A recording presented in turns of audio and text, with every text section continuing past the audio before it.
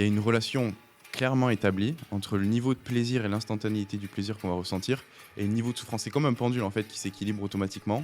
Et au plus on va aller sur un plaisir qui est instantané et intense, au plus derrière on va avoir un crash et un niveau de souffrance qui sera proportionnel.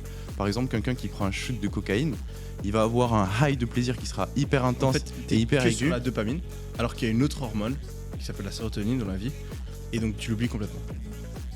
Et C'est là où ton analyse elle est foirée. Et encore, ton truc de dopamine et de sérotonine, etc., on simplifie, c'est de la bro science. Mais là, en gros, tu regardes juste le reward system. Mais tu oublies complètement qu'il y a une autre hormone, typiquement, qui est la sérotonine, qui est justement cette hormone de paix intérieure. Et tu peux avoir des activités qui libèrent de la dopamine, mais qui vont aussi... exactement. Donc, typiquement, il y a des études qui ont été faites. Faire l'amour. Tu fais l'amour avec une personne que t'aimes sans être dans l'abus. Tu te sens mieux les jours qui suivent. Tu as plus d'énergie les jours qui suivent. Donc, c'est positif. Et toi, dans ton schéma de pensée, il n'y a que positif-négatif et il y a tout qui se balance.